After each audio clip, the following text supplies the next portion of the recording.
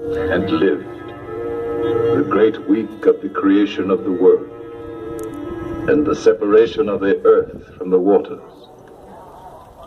You are at the house of the Father.